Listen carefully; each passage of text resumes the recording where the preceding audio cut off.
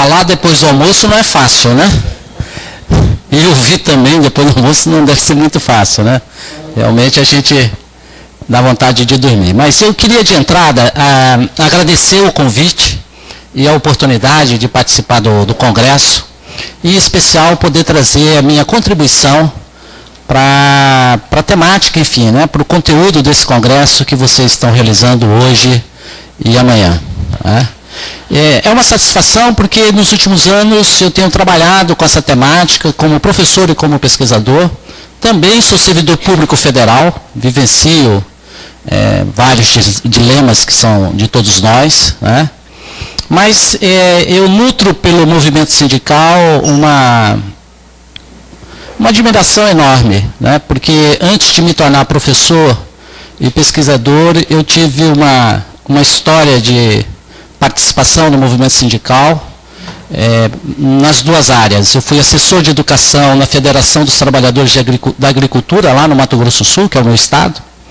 E depois, quando fui para Brasília, eu me tornei assessor do Sindicato dos Bancários de Brasília, onde ajudei a criar o Departamento de Saúde Coletiva. Então, conheci de perto um pouco o movimento sindical por dentro, evidentemente no papel mais de assessor do que de dirigente, né? E sei um pouco das dificuldades, dos problemas, enfim, dos limites que vocês e que todos nós vivenciamos.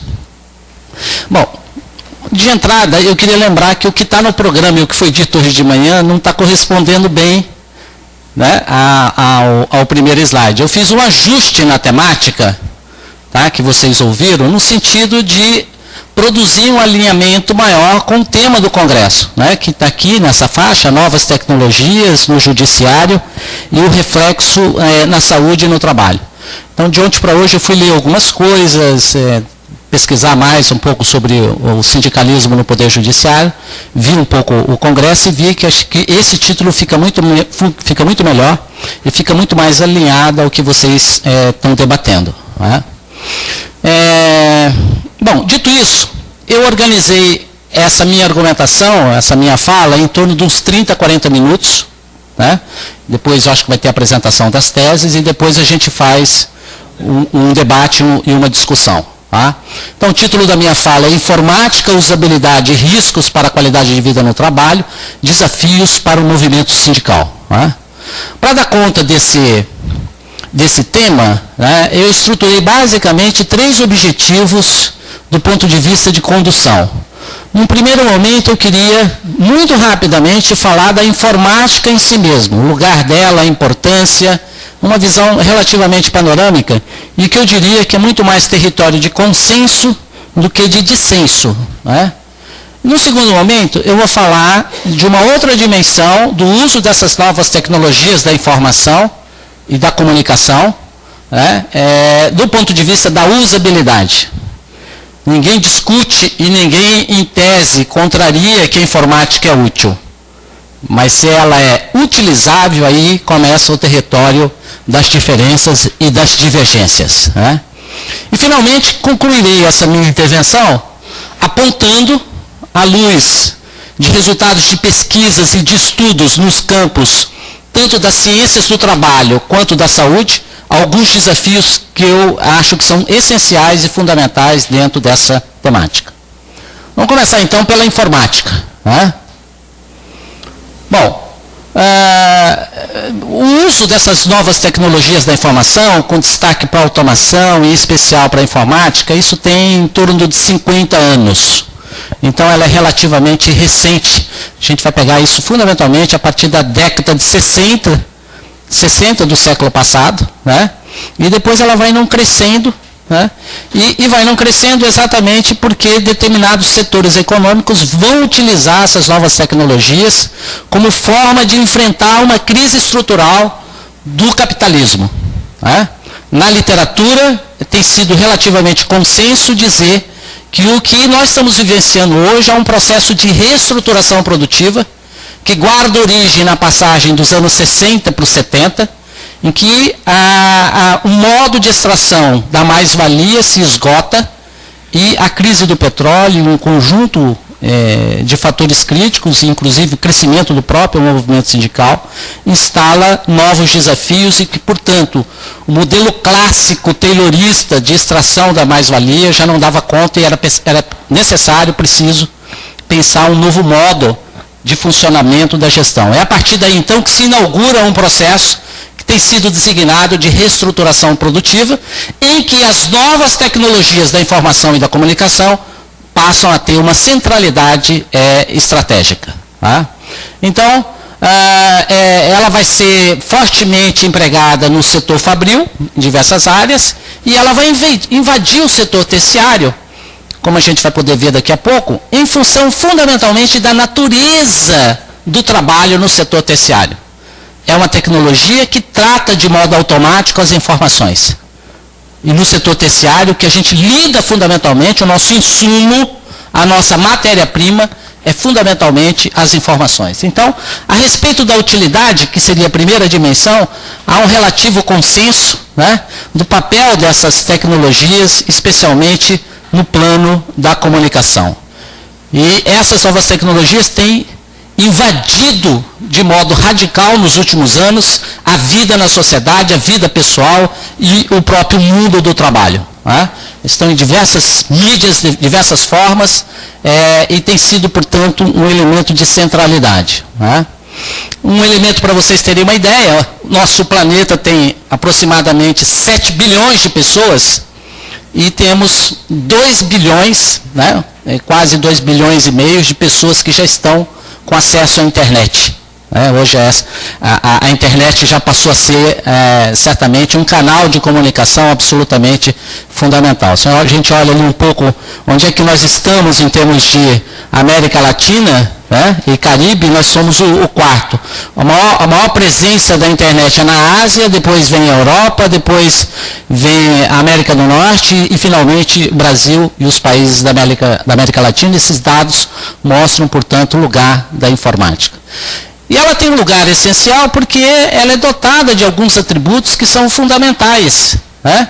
Ou seja, é uma tecnologia que permite registrar, armazenar, tratar e disponibilizar informações aos seus usuários. Né? Essas 4 propriedades transformam, então, essa tecnologia como algo fundamental, em especial no nosso setor. Né? O setor do terciário, o setor que lida fundamentalmente com as informações. Né? Eu tenho pesquisado isso já de boa, digamos, de longa data, né? E uma das coisas que chama atenção, eu, por exemplo, estudei muito trabalho bancário durante 10 anos. Quando a gente pergunta para um bancário qual é o produto do seu trabalho, em regra geral ele tem dificuldade de responder.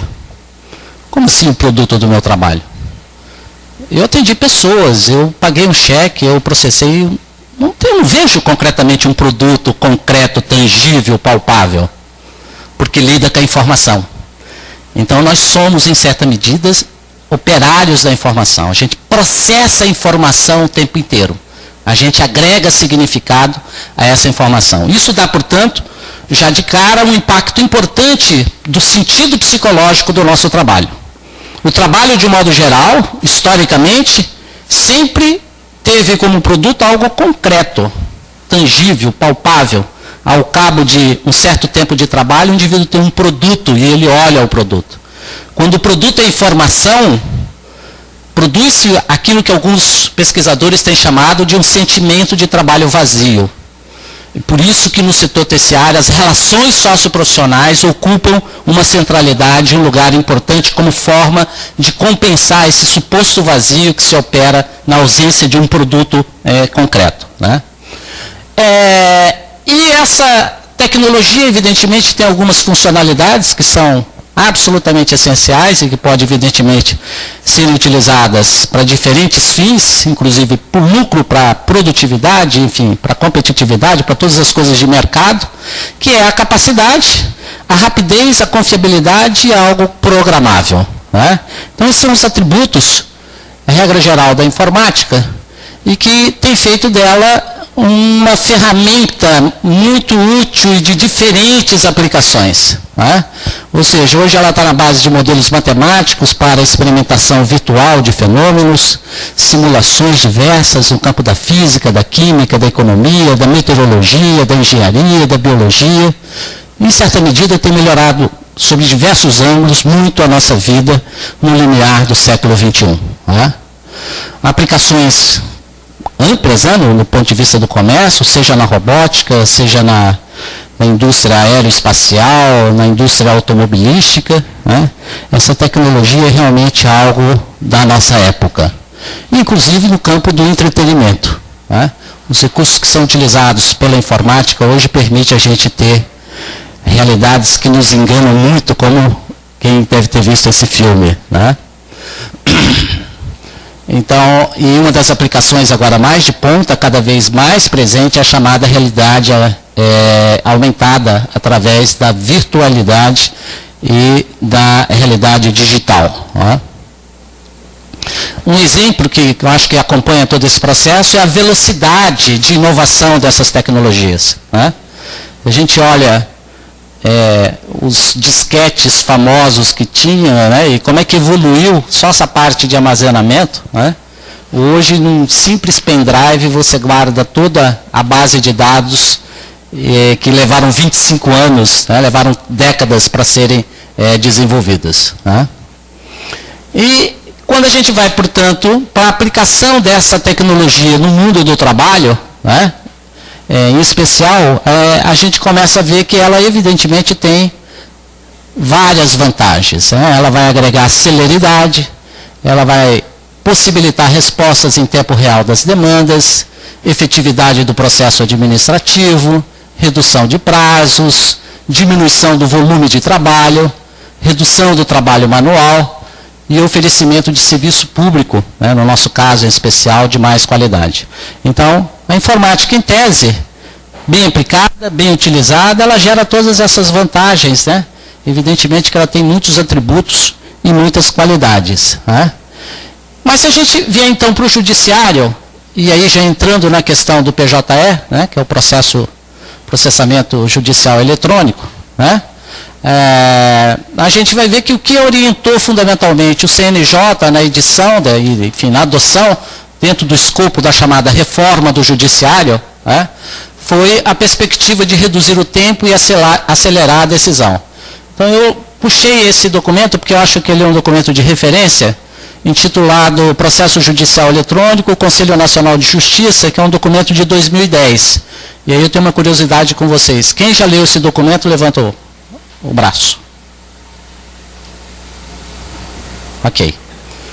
Nesse documento, então, isso torna ainda mais útil a minha fala no sentido de apresentar para vocês o carro-chefe, né, no caso do CNJ, sobre o PJE. Né? Então, o que diz o documento? Que ele diz que o PJE nasce fundamentalmente numa perspectiva de automatizar os passos que antes precisavam de uma intervenção humana, extinguir atividades desnecessárias, exemplo, juntada de processos, suprimir a necessidade de formação de autos de agravo em face do próprio PJE, eliminar o envio de informações gerenciais para os órgãos de controle, por exemplo, as corregedorias, transferir aos computadores, um errinho ali de concordância, tarefas repetitivas, exemplo, contagem de prazos prescricionais, e permitir a execução de tarefas de forma paralela ou simultânea para várias pessoas, e deslocar a força de trabalho. Eu coloquei o SIC ali, que na academia o SIC é segundo a informação coletada, né, dedicada às atividades suprimidas para a área fim. Né? Eu digo isso porque designar trabalhador, de modo geral, como força de trabalho, já expressa uma concepção de ser humano. Nós somos muito mais que força de trabalho. Né? E a gente vai encontrar um bocado de expressões no mundo do trabalho que, em certa medida, reduzem a concepção de ser humano e que na literatura tem sido chamado também como um processo de reificação, de coisificação do ser humano. Então, observe vocês que essa é a perspectiva do PJE no documento do CNJ. Processo judicial eletrônico, né, o processamento, é fundamentalmente reduzir o tempo e acelerar a decisão. Né? E aí eles vão usar uma metáfora em face da leitura que se faz do judiciário brasileiro, dos problemas e das queixas que aparecem nesse documento, em que eles vão dizer o seguinte, olha, em um processo tradicional, o judiciário seria um caminhão pesado, gastando mais combustível e levando mais tempo para chegar ao destino, porque seu motor tem que mover, além da carga útil, a carga do próprio caminhão. Isso está no documento do CNJ. Tá? E que, portanto, o processamento judicial eletrônico nasceria numa perspectiva, tá certo, de ser um carro leve, né? O processo eletrônico judiciário seria um veículo de passeio, com um motor mais leve que consegue levar a carga ao destino mais rápido e com um custo menor. Então, essa é a perspectiva e a ideologia, digamos assim, a concepção que está presente no documento do CNJ e que, em certa medida, orienta, conduz todo esse processo de implantação desse novo sistema, dessa nova tecnologia. Não é? Enfim, o que o CNJ preconiza, à luz dos seus documentos, né, é de que essa reforma capitaneada por essa tecnologia permitiria, então, uma prestação jurisdicional republicana eficiente e eficaz para a população. Né? Então, assim, abrindo uma primeira nota de rodapé, como a gente diz na academia, nos parece muito importante que, do ponto de vista político, eu sei que esse é o território de vocês, o externo, mas eu me autorizo a fazer essa reflexão, de que, em tese, não é razoável ser contra o PJE em si mesmo. Não é razoável, porque é o uso de uma nova tecnologia, é melhor serviço, nós temos um grande debate pela frente, mas em tese não dá para levantar a mão, eu sou contra o uso da informática no mundo do trabalho. Porque isso vai remeter ao século XIX, que a classe operária quebrava as máquinas, achando que o problema do capitalismo eram as máquinas. E, evidentemente, a gente não está mais nessa e eu acho que não passa pela cabeça de ninguém. Então, acho que politicamente é fundamental nos posicionarmos claramente de que essa tecnologia é importante, é necessária e ela tem que ajudar não só os órgãos públicos e aqueles que fazem uso dessa tecnologia, porque isso deve repercutir para que a sociedade seja melhor atendida. Isso é fundamental, isso é essencial. Por trás de cada processo existem seres humanos que aguardam decisão da justiça, tá certo, para ter o seu direito efetivamente alcançado. Tá? Bom, dito isso, então, a partir dessa rápida panorâmica de informática, e o que eu diria, até aí não tem nenhuma novidade, porque eu acho que todos nós somos a favor, enfim, das vantagens, né, dessas utilidades dessa nova tecnologia. Vamos ver a segunda dimensão, e aqui é que começam os problemas. Quando a gente fala de usabilidade da informática, a gente entra num território de dissenso. Não é? Usabilidade não em si mesma, porque eu estou usando a máquina, estou olhando a tela, estou olhando o computador. Mas usabilidade numa perspectiva também de qual é a finalidade. Para qual fim? Qual é, digamos assim, a que visa quando a gente coloca essa tecnologia dentro do mundo do trabalho. Tá? E aí nós temos muitos problemas e eu vou começar a apontar algum para vocês, que certamente eu estava aqui na parte da manhã, já ouvi algumas falas, tenho lido, tenho feito também uma inserção no Poder Judiciário, a partir de trabalhos de pesquisa, conheço pouco do TRE da Bahia, do TRE de Rondônia, do Regional do Trabalho em Minas, da própria 10ª, que é Brasília, da Justiça Federal da primeira região também, então tem alguma vivência já dentro do Poder Judiciário e vejo que isso que a gente está conversando tem aparecido de modo recorrente. Um dos problemas fundamentais da usabilidade da informática é que, regra geral, o que tem presidido o processo de concepção desses aplicativos e desse sistema tem um traço tecnocêntrico, é a técnica em si mesma. Tá? E entre os problemas que aparecem de modo muito recorrente, isso já está na literatura científica, nos estudos e pesquisas, é a participação residual ou coadjuvante dos usuários. O aplicativo é desenvolvido, coloca lá para o uso, e aí os problemas começam a aparecer. Tá? desconhecimento ou conhecimento insuficiente da experiência e necessidade dos usuários. Ontem eu dei uma entrevista para a TV Justiça e o Vanderlei me dizia lá, falou, olha, aqui em Santa Catarina a gente tinha uma experiência de uma tecnologia que funcionava muito bem. Foi desenvolvida pela gente e tal, e tivemos que abrir mão dela e começar a adotar, e vários problemas começaram a aparecer. Então, por que não partir da própria experiência de Santa Catarina, né, adaptá-la, aprimorá-la, no sentido de exportar para o Brasil como um todo? Então, regra geral, esse desconhecimento, conhecimento insuficiente da experiência e da necessidade dos usuários é um dos problemas sérios. Modelos incompletos e superficiais dos usuários. Vou dar um exemplo muito pontual, muito singelo para vocês entenderem isso. As telas, em geral, elas têm que ter títulos, elas têm que ter nomes. E esses títulos e esses nomes, regra geral, saem do projetista. Mas o indivíduo que lida com o trabalho, que opera, ele designa aquilo de um modo que para ele tem muito mais significado. Quando você não incorpora o usuário final no projeto, você não incorpora o vocabulário dele. E isso produz um estranhamento, uma diferenciação e uma dificuldade muito maior do usuário final de usar aquela nova tecnologia. Codificação e condensação excessiva de informações, padronização de interface, que contraria em muitos momentos a variabilidade interindividual, e ênfase na decomposição da tarefa e dos produtos. Esses têm sido, digamos assim, os problemas principais que, em certa medida, expressam essa concepção tecnocêntrica. Né? Isso se filia ao que na literatura científica já foi dito de longa data. Nós estamos aí, 2 autores de 93, ou seja, cerca de 20 anos atrás, tá certo? Os especialistas já diziam que essa informática, com esse conjunto de problemas, com essa visão tecnocêntrica, a rigor o que está na origem dela é também uma concepção profissional que orienta esses projetistas, e eles se apoiam fundamentalmente em alguns paradigmas. Um deles é esse aí. O usuário vai se adaptar. Se vira, porque agora ele que vai ter que... Né? O outro é esse. A melhor solução é padronizar e normatizar, que é uma racionalidade típica do mundo do trabalho. Né? A outra é, o que é bom para mim, projetista, é bom para o outro. Se funciona para mim, vai funcionar para o outro.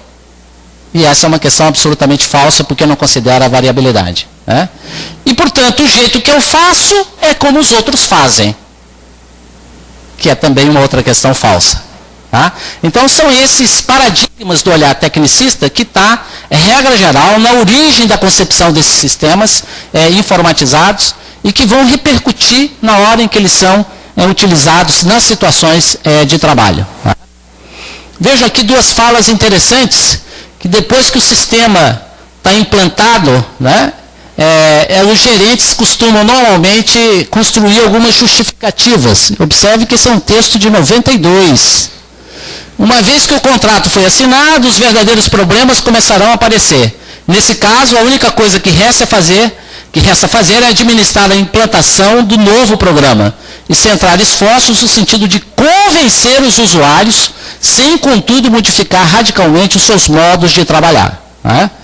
Não polemizar com o fornecedor do programa, mas simplesmente exigir qualidade dos produtos e o respeito aos compromissos assumidos. Dito de outro modo, não se enganar de alvo. Em vez de criar um conflito com o fornecedor, concentrar-se mais no convencimento dos usuários sobre as vantagens da escolha e que agora só resta assumir a responsabilidade. Então nós vamos ver que, em certa medida, o que está se vivenciando no PJE reproduz ou guarda alinhamento, né, com essas questões que a gente está vendo aqui na literatura. E veja aqui uma pérola que está no texto do PJE, a partir do CNJ. E que vejam como essa passagem que está no documento espelha bem uma concepção de ser humano. A instalação de novo sistema processual não é algo simples. Ótimo, até aí estamos de acordo. Há muitas mudanças e o ser humano naturalmente é avesso a elas. Isso não corresponde à realidade. Né?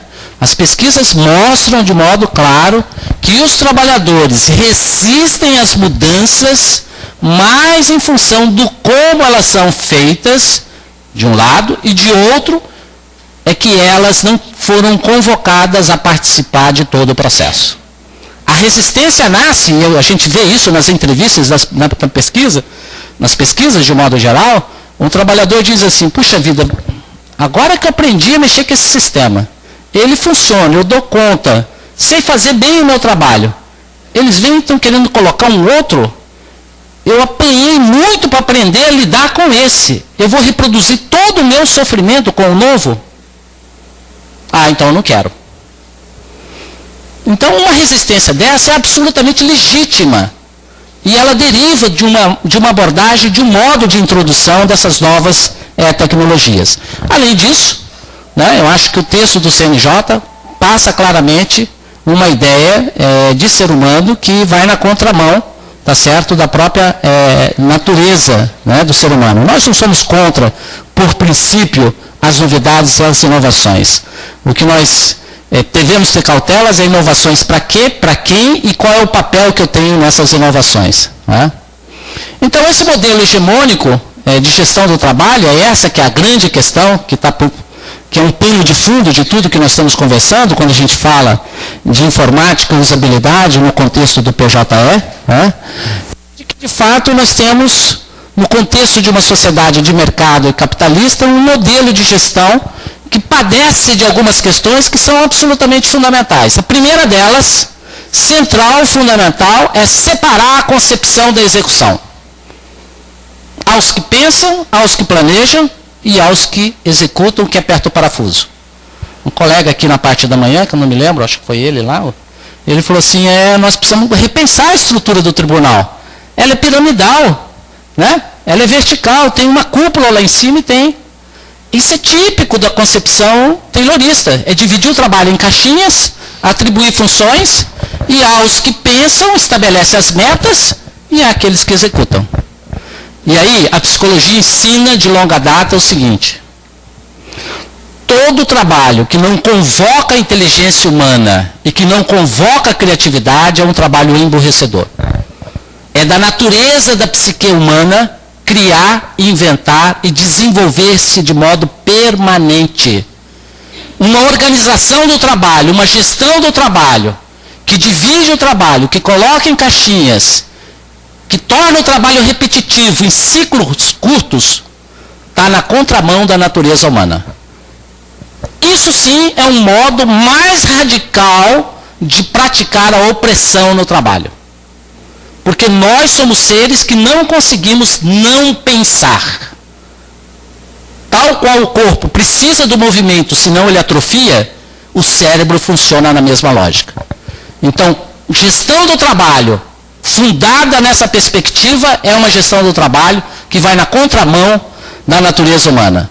Parcelizar, padronizar, pressão temporal, repetitividade, rapidez, ritmo intenso, mais tempo na frente da tela do computador, pouca ou nenhuma pausa, sofisticação do controle, ou seja, centralização das decisões, registro da performance, vigilância informatizada. Quer dizer, uma das vantagens do uso dessa tecnologia é que uma vez que você entrou lá com a sua senha, você começa a ser vigiado, você começa a ser controlado.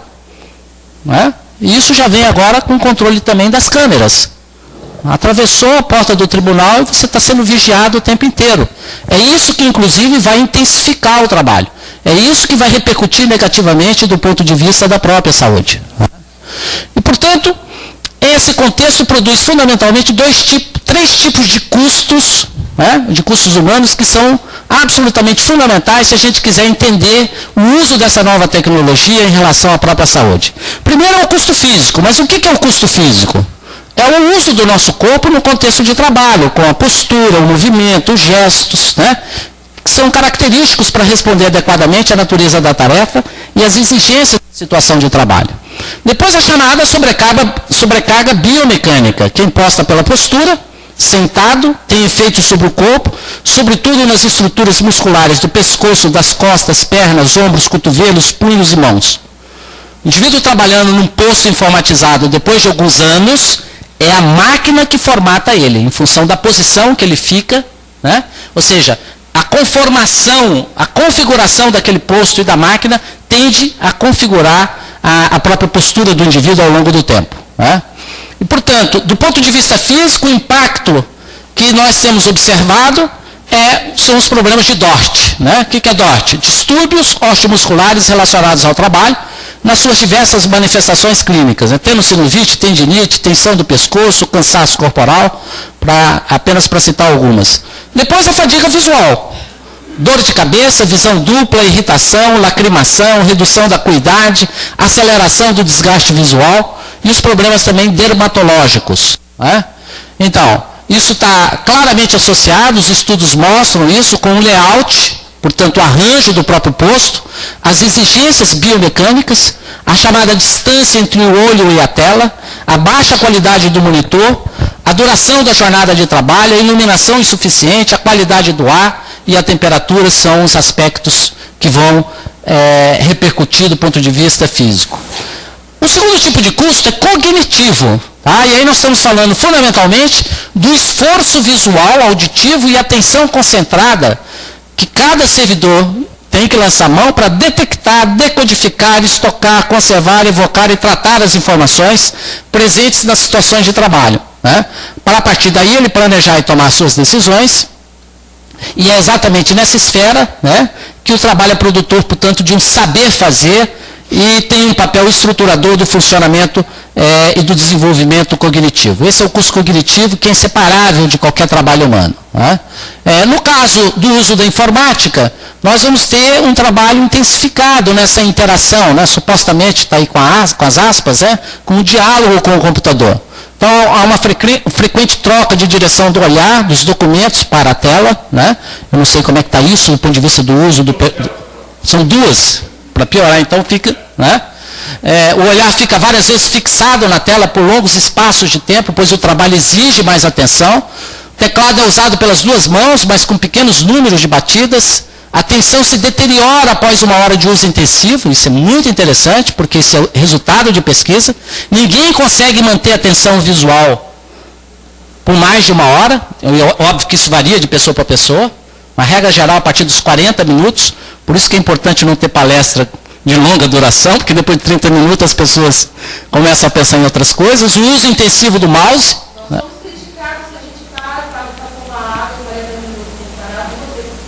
Né?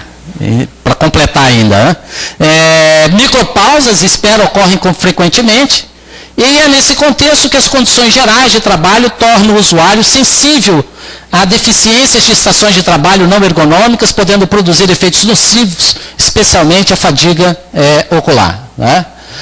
Então, os postos de trabalho com computador, que têm exigências visuais, né, no trabalho com terminal, tem, além de tudo isso, outros problemas relativos ao próprio posicionamento do posto de trabalho. Vejam nessa imagem, né, algo que a gente vai encontrar com grande frequência nos ambientes de trabalho, que é o chamado ofuscamento refletido ou ofuscamento direto. Ou seja, dependendo da posição do posto e da luminária, você vai ter ainda um desgaste acentuado em função do tipo de ofuscamento que pode ser produzido, tanto indireto quanto indireto. Né? A ergonomia recomenda que o posto de trabalho seja sempre numa paralela, né? Que paralela em relação às luminárias já atenuaria muito, né, um problema dessa natureza. Né? Então, no trabalho com computador, o ajuste focal da visão, que é um processo de acomodação sobre o monitor, pode aumentar a solicitação visual do usuário em função da reduzida nitidez da separação das letras, do contraste insuficiente de claridade entre figura-fundo, da instabilidade das letras, da inadequada concepção das letras e da tela, né, dos reflexos sobre a superfície do vidro do monitor. Vejam aqui, eu trouxe esse exemplo para vocês, que eu vi num trabalho de pesquisa no Banco Central, lá na Regional, em São Paulo. Esse bancário se reclamava do reflexo, do ofuscamento produzido pela janela e tal. Né?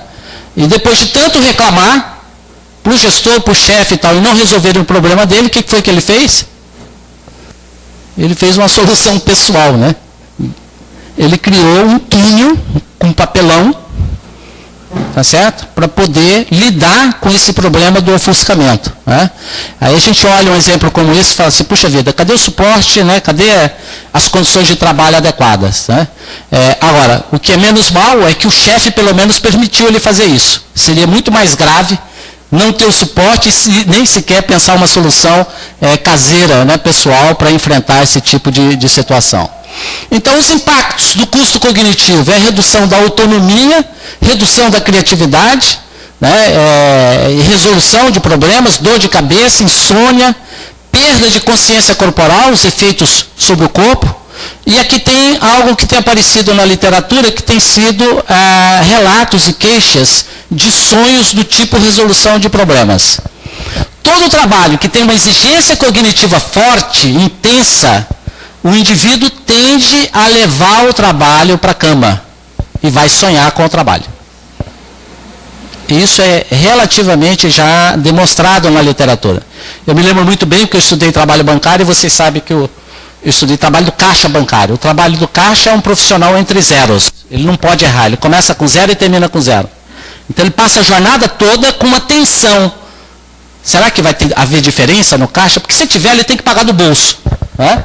E eu me lembro uma vez que um caixa relatou, falou, olha, uma vez eu tive uma diferença muito grande de caixa, na época da pesquisa ainda era o antigo Banespa, no estado de São Paulo, e ele disse assim, aí a gente foi para a retaguarda, tentamos achar o erro, porque tem uns macetes que a gente utiliza, você faz inversão de algarismo, tal, digita errado, ficamos lá 2 horas, meus colegas vieram me ajudar, eu não consegui achar onde é que estava a causa, e naquele dia fui para casa tarde, consegui dormir tarde, e naquele dia eu sonhei com o trabalho.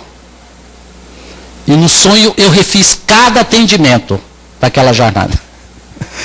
E moral da história, descobri onde que estava o erro. No outro dia acordei, corri para a agência e vi que de fato o sonho havia revelado onde que estava o erro. Observe que um trabalhador como esse é uma jornada de 24 horas. Ele não parou de trabalhar. Mesmo um trabalho que invade o inconsciente, e trabalhos que têm exigência forte cognitiva produz fenômenos dessa natureza. Que é para onde nós estamos caminhando no judiciário com o processo judicial eletrônico, com o processamento.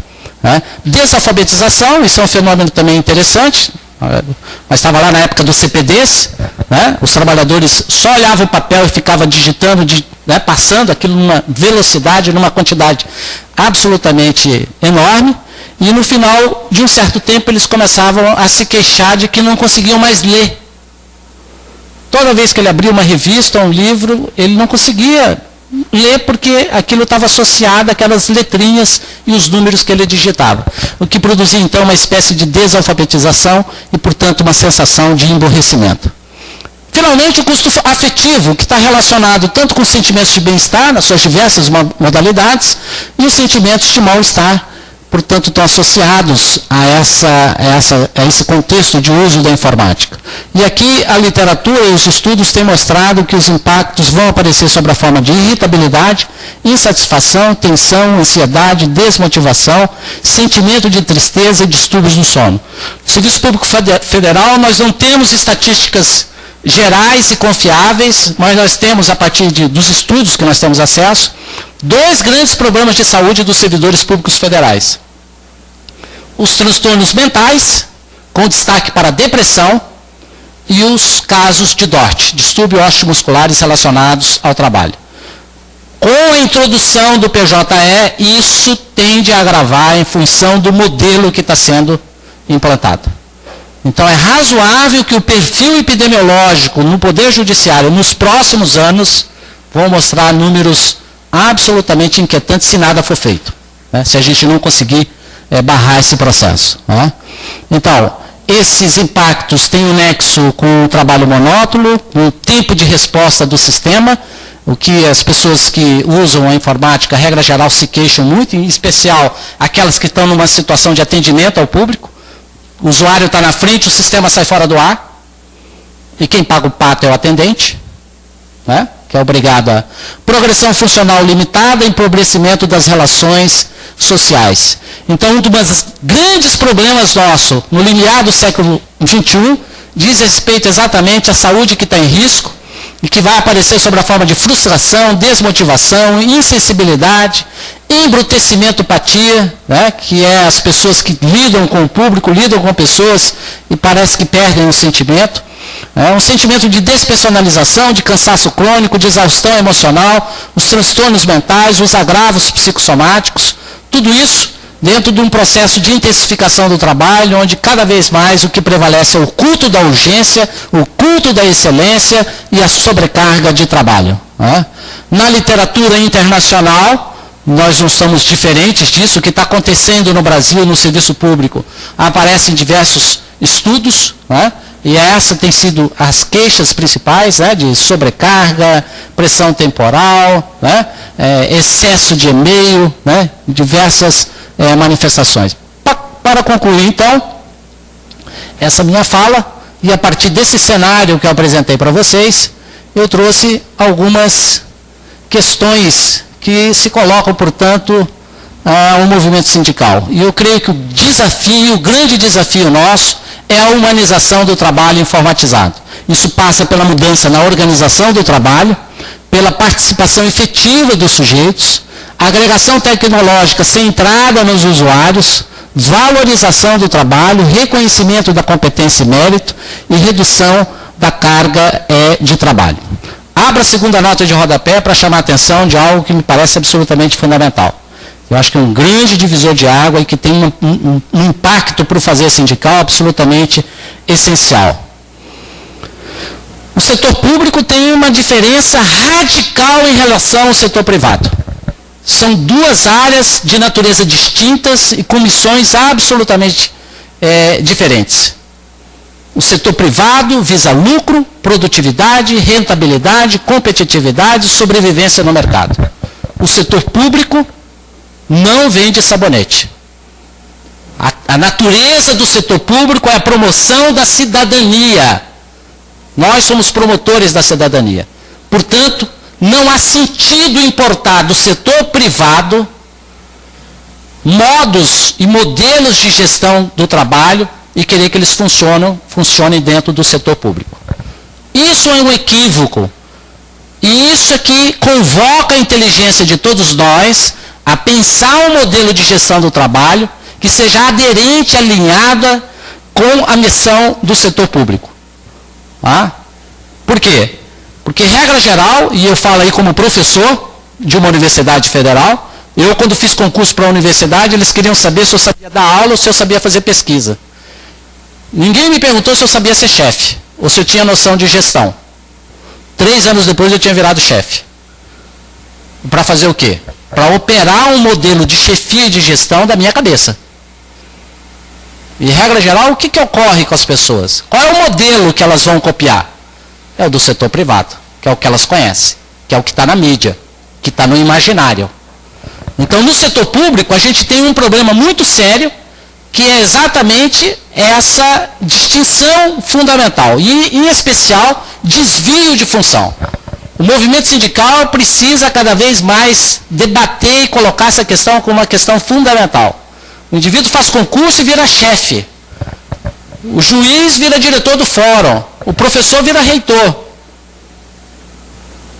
Isso é um desvio de função. Do mesmo modo, é perverso, nocivo, a separação que vem entre área meio e área fim. Que criam 2 mundos, 2 realidades distintas e que geram diferenças e que geram sentimento de desvalorização. Eu falo isso, falo da minha casa, com as devidas aspas, eu falo da universidade. A separação entre professores e técnicos administrativos é absolutamente, fortemente presente. Assim como eu sei que no judiciário, os juízes se acham deuses. E que, portanto, criam uma cultura completamente diferente. E aí o que acontece? O trabalho do indivíduo que serve cafezinho é tão importante quanto o trabalho do presidente do tribunal. E é isso que a gente tem que pautar e a gente tem que discutir para reduzir essa diferença. E, portanto, os desafios para o trabalho sindical, agora para concluir, é ampliar e aprofundar o arco das ações sindicais. A tradição do movimento sindical brasileiro e mundial é centrar e se especializar na recuperação do valor da força de trabalho ou valor salarial. Essa tradição economicista precisa ser superada. Óbvio que o salário é importante, é necessário, ele é vida, ele é saúde. Mas quando a gente fala de salário, ele tá ligado muito mais às questões externas, que é a reprodução da vida. É pagar a conta, é pagar o serviço médico, é cuidar da família. E a questão para dentro? Né? Então, representar é estar no lugar de. E hoje o servidor, ele vivencia muito mais do que a questão salarial.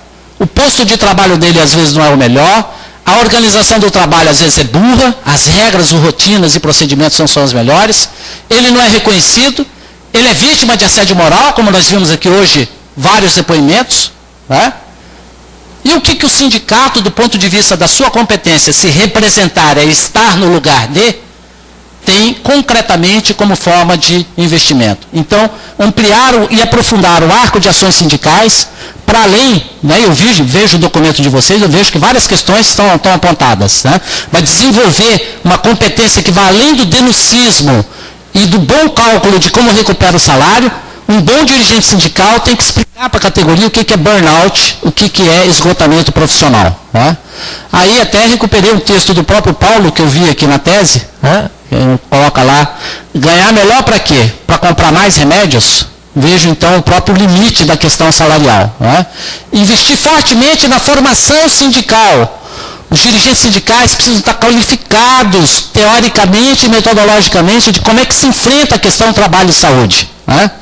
E criação de estrutura sindical de segurança e saúde. Não basta ter só um coordenador, um secretário de saúde. É preciso ter infra, é preciso ter recurso para a gente enfrentar isso no movimento sindical do modo apropriado. Produzir conhecimento científico para a promoção da saúde e segurança no trabalho.